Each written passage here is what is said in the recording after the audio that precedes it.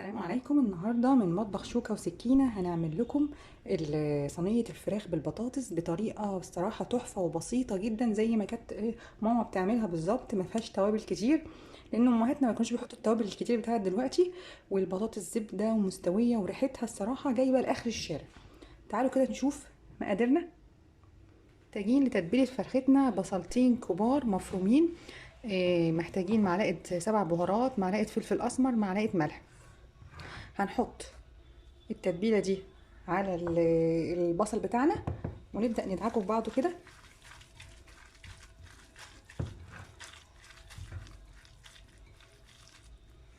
وناخد فرختنا اللي غسلينها كويس ونقعينها في الميه والملح وغسلينها بطحينه عشان تبقى تضيع اي ريحه زفاره، وابتدي انزل عليها بالخلطه دي وابتدي ادعك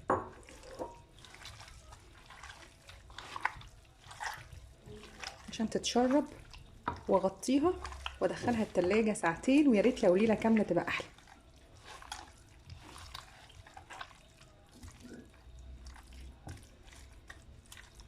بعد ما حطيت بقى الفرخه ساعتين في التلاجة هخرجها من التلاجة وفي صينيه اللي انا هعمل فيها هحط فيها معلقتين سمنه بلدي عشان احمر فيها الفراخ كده تديها تشويحه بالبصل.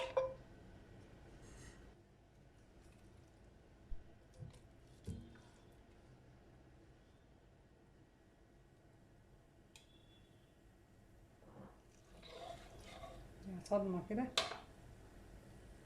على نار عاليه.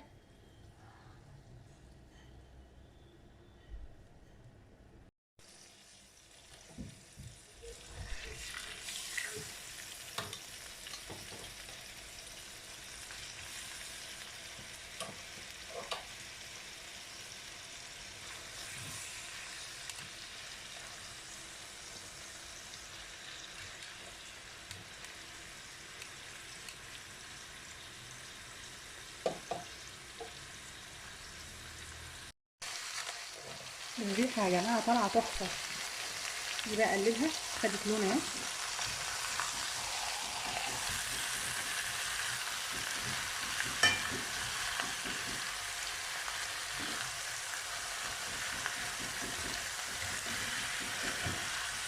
كده برضه تاخد لون من الجنب التاني وتستوى برضه لانها فتحه كبيره شويه، فايه خايفه احط البطاطس تستوى والفراخ متبقاش مستويه.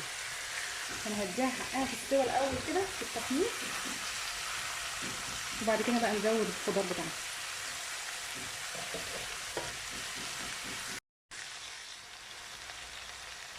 الفراخ اتحمرت وخدت لون من الجنبين، هطلعها بقى من الصينيه.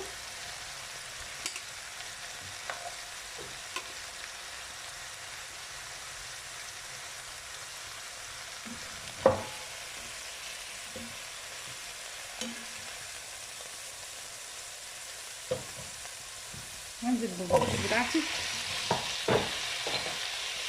وبقيت خلطه البصل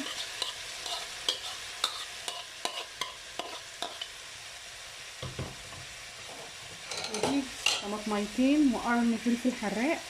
اللي ما بيحبش الحراق ممكن يحط فلفل اخضر عادي. ونفس التوابل اللي تبلنا بيها اللحم فراخ هنتبل بيها البطاطس. بهارات 7، حبه ملح، حبه فلفل اسمر.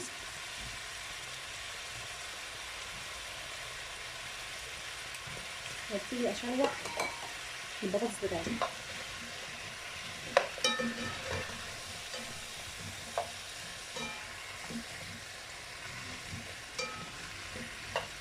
باخد من بهاريز الفراخ اللي نزلت.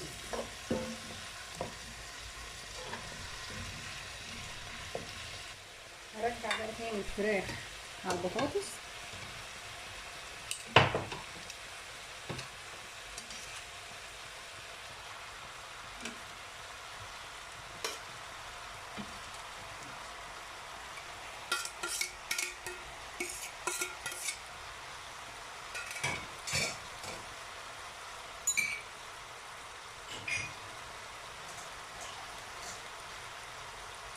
كوبايه ميه بس كده.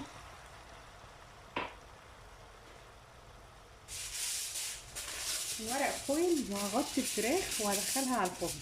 في بقى التركه كده يا جماعه، بعد ما تستوى اروح شايله الغطا وحته سمنه بلدي على وش الفراخ وادخلها تحت الشوايه.